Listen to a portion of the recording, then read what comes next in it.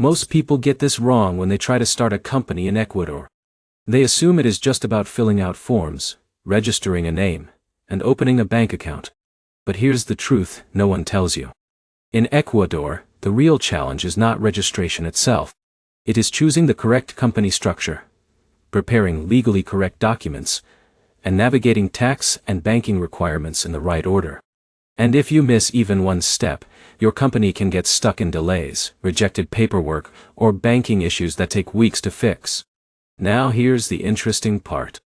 Ecuador is actually one of the more accessible countries in South America for starting a business. It offers relatively straightforward company types, reasonable setup costs, and a legal system that supports both local and foreign entrepreneurs. That's why many people look at Ecuador for small businesses, import-export operations, and service-based companies. But most beginners don't understand how the system really works. In this guide, you are going to learn exactly how to start a company in Ecuador step by step in 2026. No confusion. No legal jargon overload. Just a simple roadmap from idea to fully registered business. And in a minute, I'll also show you the biggest mistake foreigners make when choosing a company type in Ecuador, which can affect taxes, liability, and even your ability to operate smoothly. Let's start. First, you need to understand the main types of companies in Ecuador. This is where most people make their first mistake. They rush into registration without understanding the structure that fits their business goals. The most common company types are the SA, which is a corporation, and the SRL, which is a limited liability company. There is also a simplified structure called SAS, which has become increasingly popular for startups and foreign entrepreneurs. Now, here's the key idea. If you are starting a small or medium business like consulting, online services, or e-commerce, the SAS structure is often the easiest and fastest option. It allows flexible ownership and simpler management. But if you are planning a larger operation with multiple shareholders or long-term investment plans, then the SA structure might be more suitable. The SRL is in the middle, offering balance between simplicity and structure. Now here's where it gets interesting. Many foreigners choose the SA structure thinking it looks more professional internationally. But they do not realize it comes with more formal requirements, stricter reporting, and more administrative steps. So choosing based on perception instead of practicality can slow down your entire business setup. Once you understand the structure, the next step is choosing a company name. In Ecuador, your company name must be unique and approved by the Superintendencia de Compañías. You cannot just start using a name without official approval. Let's take an example. Imagine Alex from the United States wants to start a digital marketing agency called Andes Growth Solutions. Before anything moves forward, that name must be checked in the National Registry to ensure it is not already in use or too similar to an existing company. Now here's the problem most beginners face. They only prepare one name option. If it gets rejected, the entire process pauses. So here is a simple strategy. Always prepare at least 3 name options before starting the process. This keeps your application moving without unnecessary delays. After name approval, the next step is drafting the company's legal documents.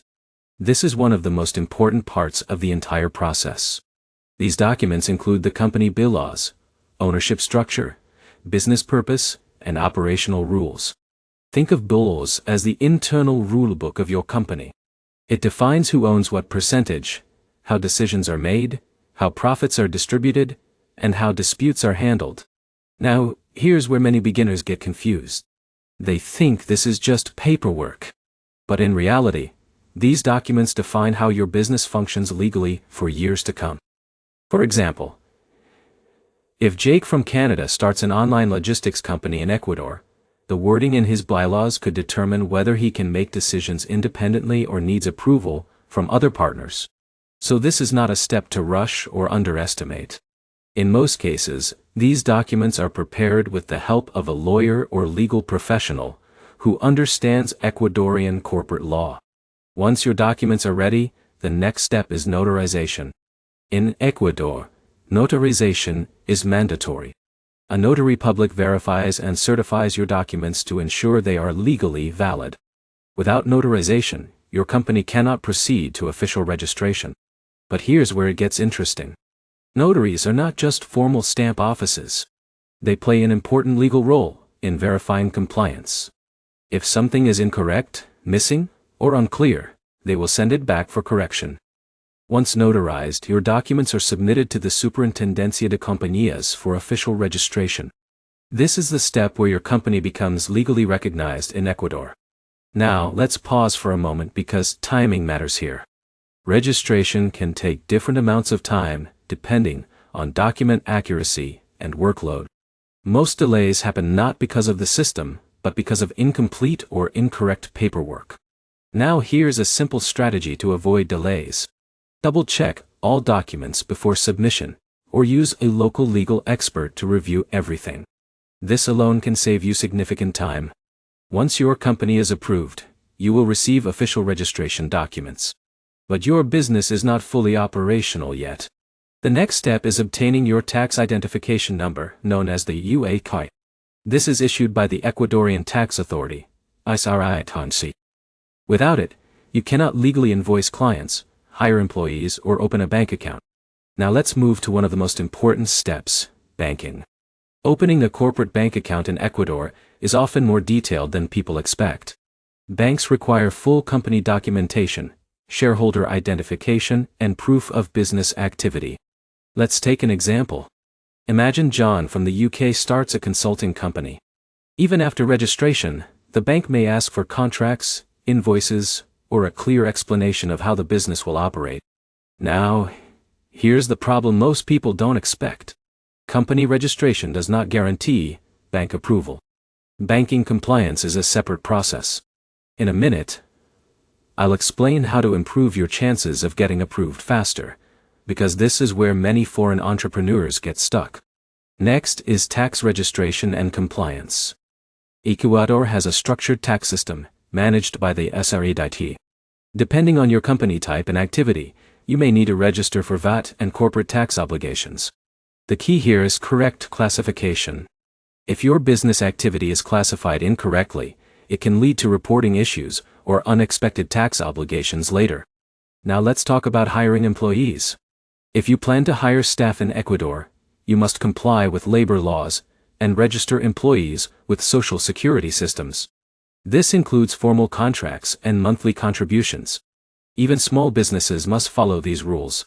Informal hiring can lead to penalties and legal issues. Now here's where things become more strategic. Many foreign entrepreneurs also consider residency options while starting a company in Ecuador. While company formation does not automatically grant residency, it can support long-term stay options if structured properly. But these are separate legal processes and must be handled independently. Now let's talk about costs. Starting a company in Ecuador is generally affordable compared to many countries. Government fees are relatively low, but legal and professional assistance often represents the largest portion of total cost. This is because proper setup ensures fewer delays and long-term compliance stability. For example, an entrepreneur like Alex may spend more on legal preparation upfront, but this prevents costly mistakes later in banking or tax compliance. At this point, your company is officially established. But here's the truth most guides ignore. Registration is only the beginning. The real success of your company depends on ongoing compliance, tax filings, proper accounting, and maintaining good legal standing. Now let's summarize everything clearly. First, choose the right company structure between SASA or SRL. Second, prepare and reserve your company name.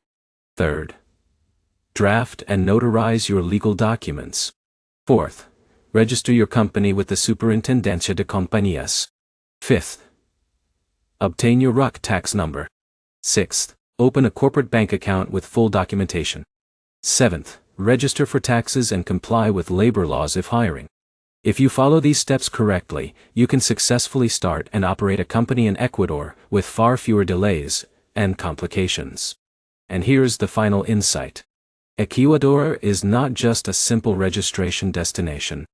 It is a structured business environment that rewards preparation, accuracy, and compliance. If you set it up correctly from the beginning, it can become a strong base for regional or international business operations. Now if you found this guide helpful, make sure to like the video, leave a comment with your questions, and subscribe for more step-by-step business setup guides. Because understanding these systems early gives you a real advantage in building a global business.